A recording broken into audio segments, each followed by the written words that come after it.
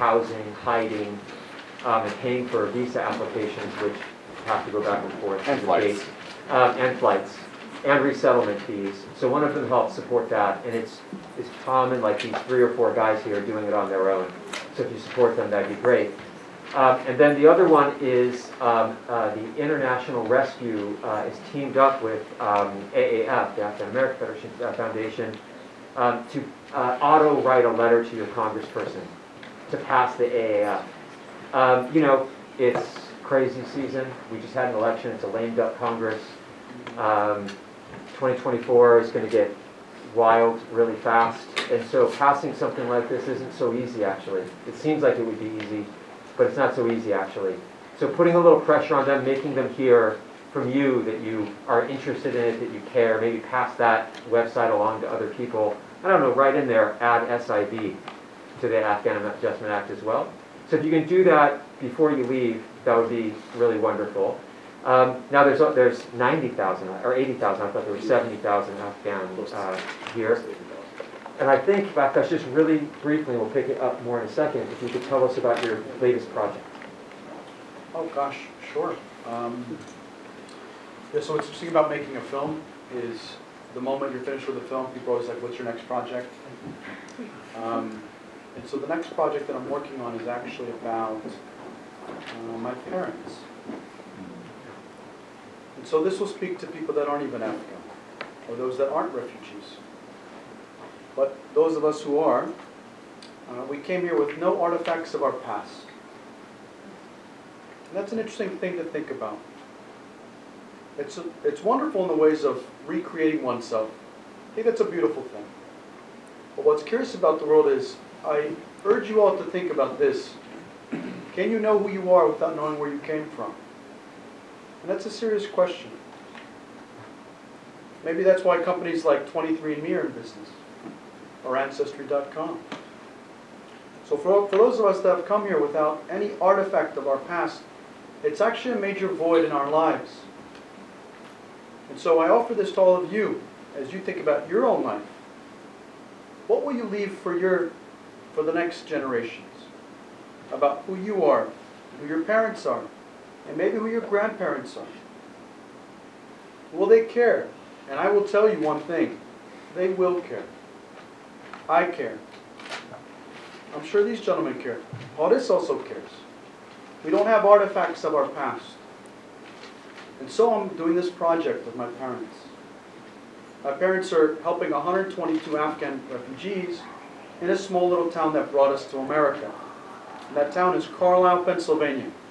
My family was sponsored by a Lutheran church when we were in Pakistan for 2 years. We very much love that church. I'm going there next week for Thanksgiving. It's a place I always go back. And I love Thanksgiving because it's a place of thanks.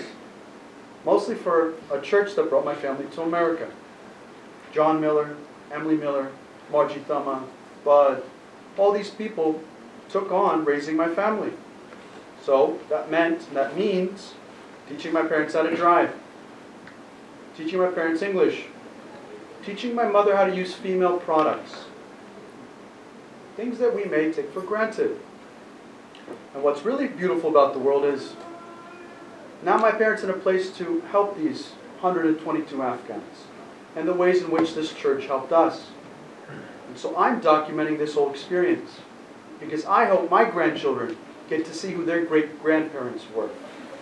And so I offer this to all of you as a way of thinking about how you want to be in relationship to your parents. Do you actually know your parents? Have you asked them the questions that have been on your mind that you haven't had the courage to ask? And let me give you an example. Ask your parents what they thought of you when you were an adolescent. Don't do that. Seriously. Everybody in this room remembers who they were and who they thought their parents were when they were 13, 14, and 15. But I would urge you to sit down with your parents and ask them what they thought of you when you were that person. You will learn something about not just you, but them. Here's a question you can ask them. I've done this because I'm writing my memoir. And what's interesting about writing is writing is, since we're in a university, it is the single most important tool that you have to learning about how you think about the world. If you want to know what you think about something, write about it. It's very difficult, and writing makes you clarify your thoughts about how you view the world. And so, I urge you to write about your parents. So I started writing about my parents. I started writing about the ways in which they broke my heart, in which they brought me shame, in which they made me feel little. And so I thought, oh my gosh, you know what? I'm writing about my parents, and I don't even know what they thought about me when I was a kid. So I said, Mother, Baba, come here. I sat them down and I said, Mom, Dad, I'm writing about you. And they became very excited. I said, Mom, Dad, let me tell you what I'm writing. So I started telling them about all these ways in which they made me feel small. And what's really interesting is, when you ask them those sorts of things, you'd be astonished at what they tell you. So I said, Mom, well, let me tell you about my dad. My dad's an interesting person. He's lovely, but he's also kind of, how do you call it, prickly. Prickly. So I said, Dad, tell me about a time when you were least proud of me. So I thought in my mind, I know what story my dad's going to tell me. He's going to tell me about the time that I got caught by the police drinking alcohol at the age of 17. And the police knew my family, so the police officers were very nice, and they dropped me off at my home. And guess what? When the police officer knocked on the door, my father opened the door and he had guests at home. You all know how that is. The shame that I must have brought him. So I walk in the door, my father says nothing except, go take a shower and go to sleep. My father didn't talk to me for 2 weeks after. I thought he was going to tell me that story. And so when I said, Baba, when did I make you feel least proud? He said, son, you were playing with your brother on the soccer field. And he was being bullied and you didn't do anything about it. That stayed with him. And so I said to my mom, Mom, when did I break your heart? She said something really interesting. I thought it was going to be a time when I didn't get on the honor roll for 8th grade or 9th grade or 10th grade. I was a crap student. I still am. I'm a terrible student. So I thought my mom was going to say, son, when you didn't make the honor roll. You know what she said to me? I'm one of 3 boys. She said, son, every time you fight with your brothers, you break my heart. You're not a father, you don't have kids, you don't know this, but your kids are pieces of your heart. And so when they fight, it's like when your heart's being broken. And so since she told me that, I stopped fighting with my brothers, especially in front of my mom. So I share this with all of you because you don't have to be a refugee or an Afghan to do this work. In fact, it's the most important work of your life. The most important relationship that you have is the one with yourself. The second is the one that you have with your parents. And so I urge all of you to kind of do that work because it's very important. And those that have done that work, God bless you, you know what I'm talking about. Those that haven't, make it a priority. So I'm writing and I'm making a film about my parents. That's what. That's beautiful. And thanks for that. Amazing. Okay, so let's take, 10 or 15 minutes or something, but if you're going to ask a question, and please do, let's sort of be considerate and let's just ask a question rather than giving a speech. There's a lot to say. Everyone has opinions and concerns and thoughts. So we can just get up and ask a question, and then we'll try to answer it relatively succinctly so we can get a few questions in, maybe 4 questions, something like that. And I'm going to just be terrible and mercilessly pick people. So I'm going to pick you first. There you go. And please tell us who you are, if you don't mind standing up. You don't have to say who you are because we're recording, but go ahead and please stand up so people can hear you. Okay. Hi, I'm Esther. I've been working in this space for over a year, and thank you so much. My question was, what was the U.S. government's reason that they gave to General Sadat for why they couldn't help him? I was in London about 2 weeks ago, talked to Sammy there, talked to Sammy on the phone on Friday. No one knows. Was his family there? No, his family's not in London, no, they're somewhere else. but nobody knows. Just silence. He was ghosted. As in the US government didn't give them a reason? We could start a letter campaign about that. So, thank you. Any other questions? Yes. My name's Greg Horton. I'm a retired Sergeant Major. I'm the president of Chapter 78, Special Forces Association. Tom invited me up here. I want to elaborate on what you two guys were saying about, the people coming in, all the, the refugees. And I'd like to offer anybody a glimpse at what my group does. We have, now it's 60 families in 2 separate communities. It's the, I'll mention his name, Richard Simonian. He's just a great guy. So if any of you guys are interested in how your neighborhood, your little community, just like the church, which it just made my heart, I was so happy to hear that.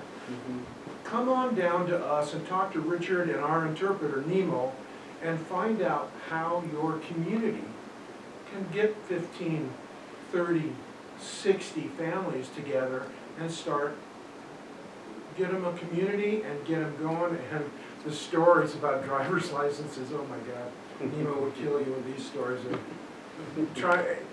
Going to California DMV and saying, hey, none of this stuff is in, our language. What can we do? I don't know. So we're on the internet, SFA 78, Special Forces Association 78.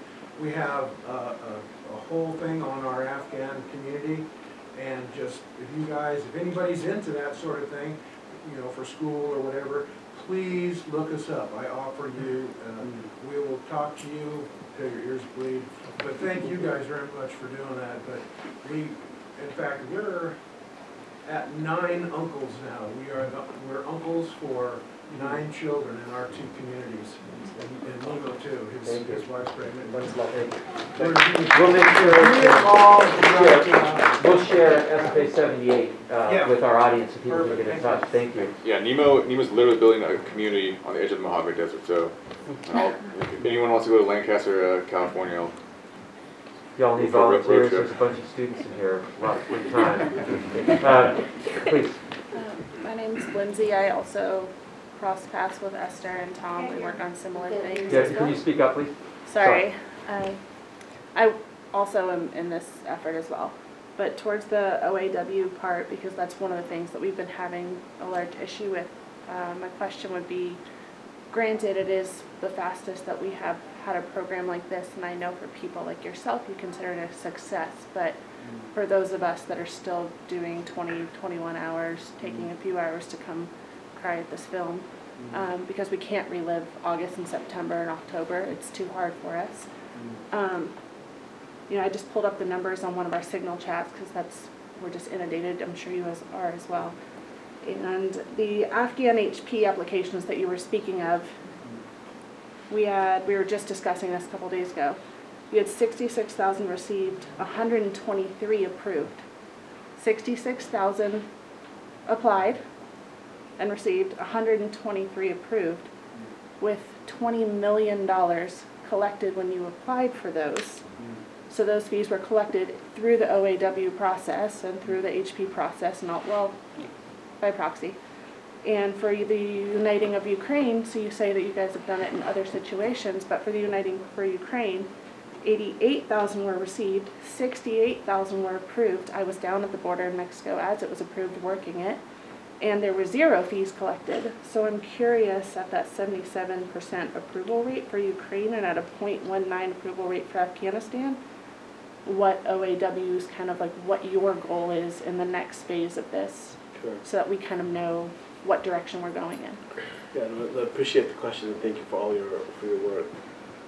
So just to kind of give a bit of context between Afghanistan and Ukraine, I do believe that we had successes with Operation Allies Welcome. Absolutely, we also yeah. had a lot of challenges as well, and one of those challenges was the HP and P1 and P2, but specifically HP, Humanitarian Parole Visa process. So, as I mentioned, the difference between Afghanistan and Ukraine, with Afghanistan, we had a crisis that came about immediately, and we had a deadline of maybe about a week and a half to evacuate all those people from Kabul to a third country, right? We had, the majority. There was the SIV process that had been going on for months, but that process broke down, unfortunately, right? The expectation that we would have thousands of people enter the airport and then we'd have to evacuate them, that expectation was not there. Right. So we did, so the Operation Allies Welcome, we were able to evacuate close to 80,000 and then have resettled 80,000. The humanitarian application process was not part of Operation Allies Welcome. Unfortunately, that was, that process was promoted by civil society groups, by, of course, so many different groups, by lawyers, and having a system that's backlogged, having a system that, and the HP process itself, those who actually adjudicate that process, review that process, without having an embassy in country, and with having third countries who would limit movement and limit visa of Afghans, it is a very complicated process. And so the hope is that for the third phase, we had the first phase of the operation, the second phase of the operation, which concluded recently. The hope is in that third phase of the operation, those who had applied for the HP visas, P1, P2, that they would be integrated into that process. So I know they are, because I just got back from Albania for 3 Yeah. weeks, so I was just there working it. Right. So I really commend you guys on the September approval for Keep Yes. Going, and that was great. I would encourage any student in here to really get involved in it and help out. Yes. It's an incredible thing that your school is having you here to do this. It's really cool. But I'd be curious to hear what, not in this format, what you Right. guys are So doing. that the hope is that the For all third the ones phase, in Albania. yes, the Albania and Kosovo, and but the hope is that the third phase would have an integration process. As I mentioned in the beginning, we literally lost all capability inside the country, right? And then third, the third countries, Pakistan, Tajikistan, Uzbekistan. We can't do anything Iran. The challenges are immense. The hope is that the third phase will be more streamlined, that we will be able to integrate in that process. But I share those frustrations. I'll tell you why. Because I had family members apply for HP. Like I have cousins, I have uncles who are still in Kabul, and I have family members all around Afghanistan who applied. Applied even when I told them I don't know if this is the process that would work personally. When I personally told them I don't know if this is a process that would work, but there was some hope. So it's difficult. The comparison between Ukraine and Afghanistan is not fully accurate, but I see how the perceptions can move. And on the issue of the $20 million and the fees, that has been a challenge. That's been a challenge that the Secretary of Homeland Security has looked at, and he's continuing to look at. We've also talked to Congress about that to see if there's anything that can be done about that specifically. But that is something that's continuing to be looked at.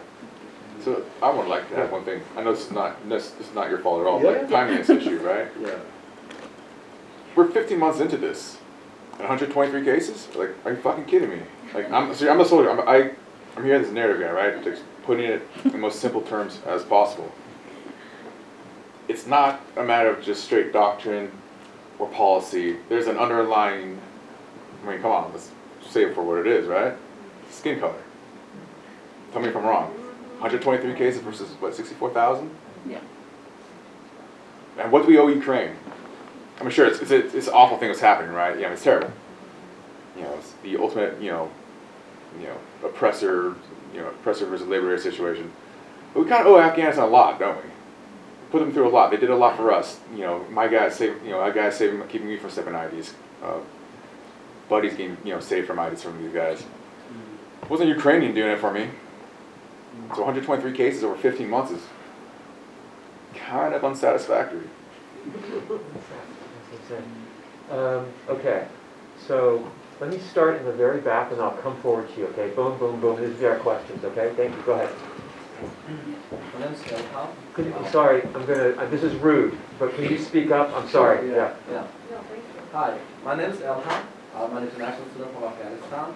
Thank you for the run-up to your panelists for being here. It's been a pleasure. Just to refer back to what Baktash said about the Afghan world being so small, it's always a great pleasure to just, like what the earlier generation of Afghan refugees in the U.S. did for the new generation did not go unnoticed. It's very appreciated. We're all proud of it. Like, I thank you for being there for us. Just to go back to the humanitarian parole, because that's something I've been involved with. Same with SIV for my family members that were there. I think the Ukraine taught us what was possible, because before that we didn't know if we could have been waived the fee. Because some of the people that were contacting me for the HP were some of the most at-risk individuals that failed the bureaucracy for SIV. All those. I had female lawyers reaching out to me, and it was like, I sentenced a Taliban guy a few years back to death, and now he is strictly committed to fighting me. And I'm like, well, I guess you have to apply to humanitarian parole. And me asking the lady for there's a 500 something US dollars. Yeah, for every person, not for a whole packet of application. They took $20 million from at-risk Afghan, hiding somewhere in Pakistan, villages in Afghanistan, and some, I don't know, some 2%, I don't know the exact number, got it, so that's like some Harvard acceptance rate. And it's like astronaut acceptance rate. I have an immense sense of solidarity with Ukrainian people, because why not, we share, I understand what it means to live through the sirens, all that, so, but it's just a simple question, if you could waive the fee for the Ukrainians, why could you not have for us? Why did we need sponsors in the U.S. while they didn't? How about the process done online? And how about yes, the logistics is understandable, but what brings the acceptance rate so low? Well, many of the Afghans actually live in Pakistan where there's an embassy. So it's fair to say that the Biden administration is incredibly hypocritical about this issue, and it needs to be calmed down. All right, I'm recruiting you for a campaign shortly. Thank you for that. Don't you leave without talking to me. I promised them I'd go first. Go ahead. Just after the show, get with me about your lawyer. Yeah. Okay. I promised them that I'll come to you. Okay. Please. Hi, my name is Nicole. I'm a DWA student here. I'm actually really interested in immigration as well. I guess my question isn't for Michael, but if anyone else can also help. This is actually will be part of my comps. I feel that that's their senior thesis. Yeah, my senior thesis.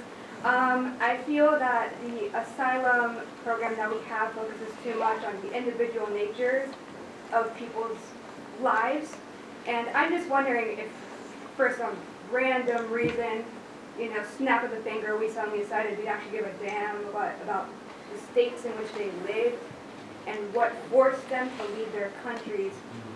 Do you think that would allow for all these refugees who have had to flee after living in war for so long to actually be accepted? Actually have their asylum cases accepted if for once the U.S. government could say, we're not going to look at if you were individually targeted by Taliban, but at least take into account of you were living in a country that went to war for 20 years and you're suffering because of it. And to be honest, we also fucked it up for the most part. So, just, yeah. Yeah, no, I definitely hear you. I mean, the way asylum law has evolved is that there are these very narrow paths to be able to demonstrate that you're entitled to relief under the law.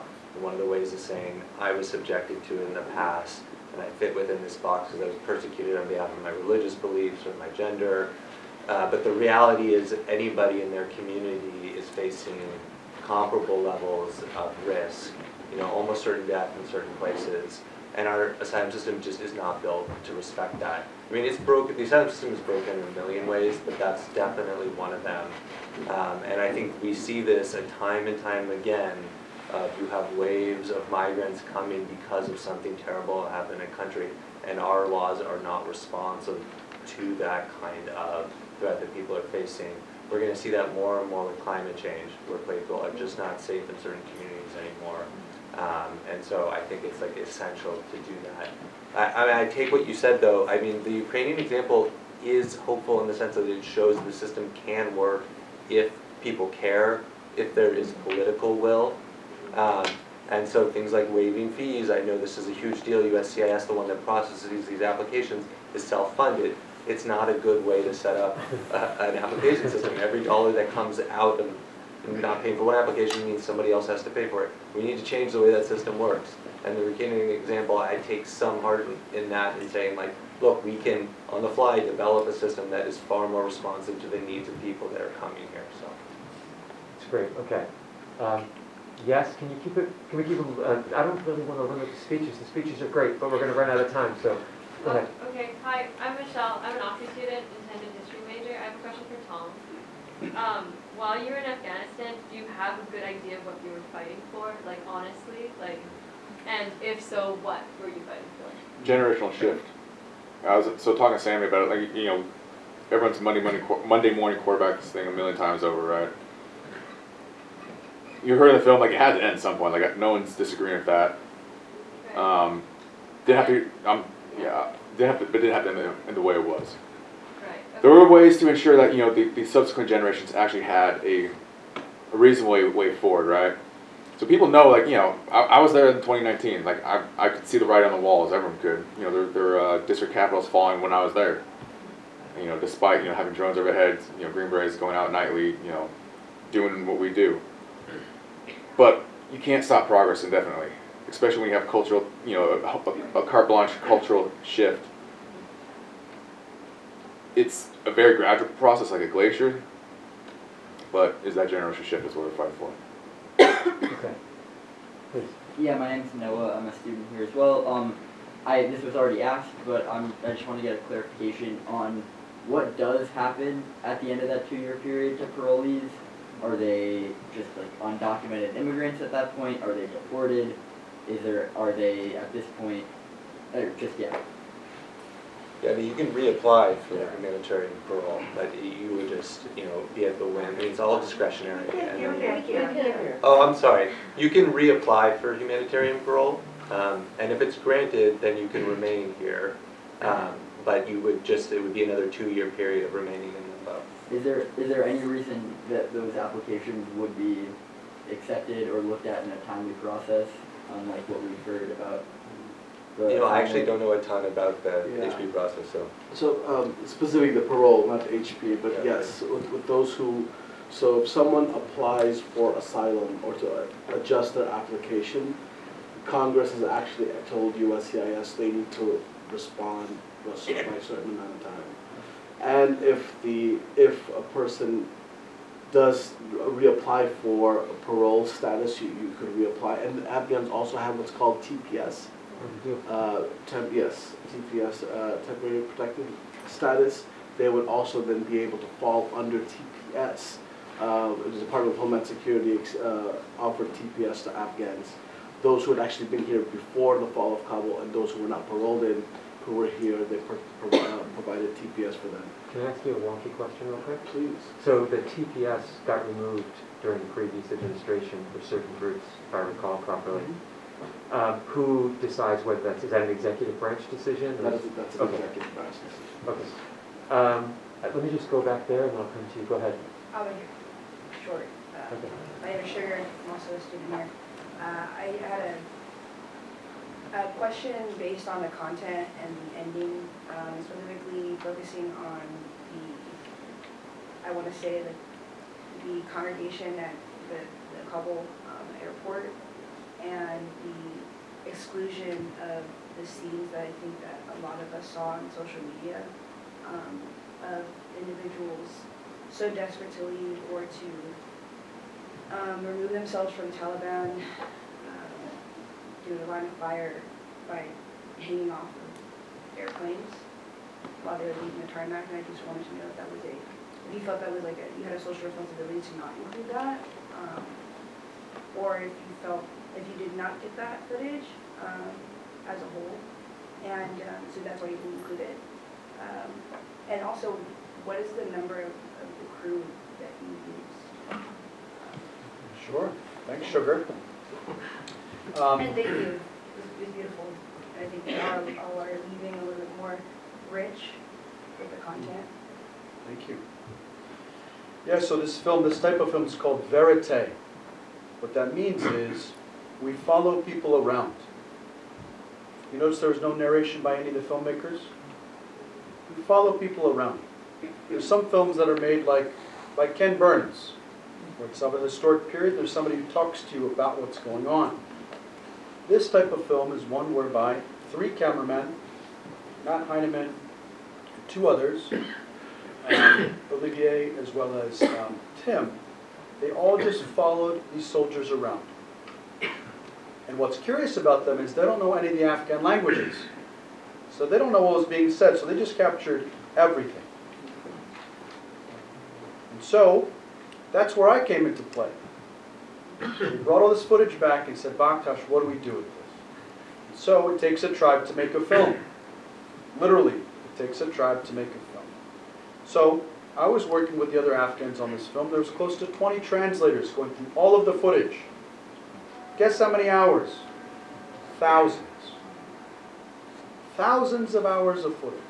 And there were parts that you did not provide transcription for either. So I saw that there is, in that maybe that poetic mode, just, I want to get all of this, the hubbub, instead of piecing apart. So I just wondered too, like, how do you... Yeah, that was an editorial decision. In some sense, you didn't need to know what was being said. You just feel it. And so everything that was captured by our cameras. We were not going to include anything from social media. It's not our footage. So then we're not going to include it. And so for those reasons, Sugar, those things that you saw on social media, people hanging off planes, we were not there to capture that footage. So we didn't include it. Thank you, friends. So one more, Behind you. go ahead. Go ahead. Behind me. Please. Hi, sorry. I'm not a student here, but I grew up overseas in a military community as an American citizen. And I feel like a lot of the times everybody seems dissatisfied with the leadership structure. And you never feel like you have an answer for mistakes. I'm sorry. Yeah. It's sorry. There's always dissatisfaction. You stand Yeah. up and put your arms together? I know that's fine. Sorry about that. I grew up in a military community. Yeah, oh, now you got quieter. So, with so much dissatisfaction with your leadership structure, are the same people responsible for who, still in power? Oh, were there consequences Yeah. for the Were the mistake? consequences? Yeah. So you were being nice. Let's ask it that way. Does anyone know? What's the question? I didn't Were understand. there, so having seen, if I may,